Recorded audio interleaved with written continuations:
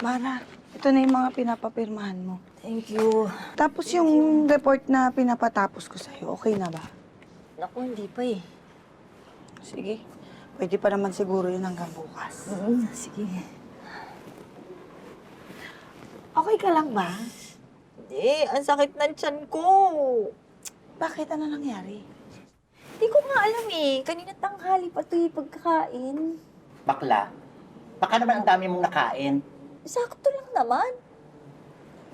Alam ko na. Baka sira yung nakain mo. Hindi rin, kasi pare-pareho naman tayo na kinain. Yung dala nila, sir.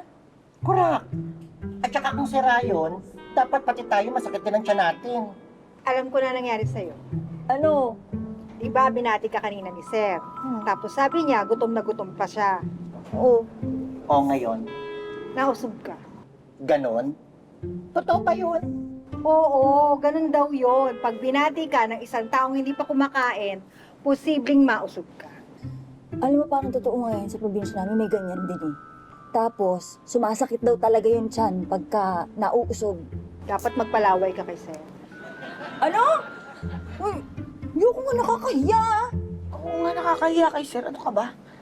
Pupunta ka na lang sa klinik para mabigyan ka ng gamot. Sa panahon ngayon, uso pa ba yung mga usog-usog na yan? Ha? Oo naman, naniniwala ako doon. Eto nga sa probinsya namin eh, may nakukulang pa eh. Ay, teka nga muna. Di ba binati ka rin naman ni Sir? Bakit hindi sumakit yung tiyan mo? Eh, hindi naman tinatabla ng usog yan. Bakit? Mangkukulam yan eh. Ang tiyan ko! Sa wakas, tapos na rin tayo mamili. Ang hirap na mamili ngayon, no? Magpapasko na kasi. Oo, at saka sa tagal nating nag-grocery, nakalimutan natin kumain. Ang mabuti pa umanap ka na makakainin dyan. Ay, doon na lang tayo sa coffee box. Ayoko na kasi mag-mall eh. Ang daming tao. Tsaka baka tukso pa ako mag-shopping. Bakit? Kung matukso ka ba, may ibang shopping ka. Eh, wala na eh. Uy, akla. Ano, masakit pa ba? Oo eh. Ininom mo ba yung gamot na binigyan ng doktor? Oo, kaya lang ganun pa rin, di naman tumalab. Eh, sana hindi ka na lang pumasok. Dami kasing gagawin dito eh. Nahiya naman ako kay Janice. Eh, paano ka makakapagtrabaho kung ganyan ka?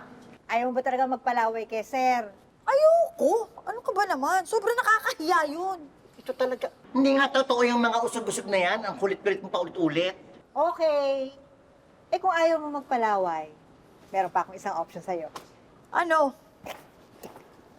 Eto, ipahid mo lang to sa tiyan mo, herbal to. 300 lang. Ay, hindi nga umepekto sa kanya yung mga binigay na gamot ng doktor eh. Yung pa mga herbal mong yan. 300 pesos? Eh, sa butika, 150 lang yan eh.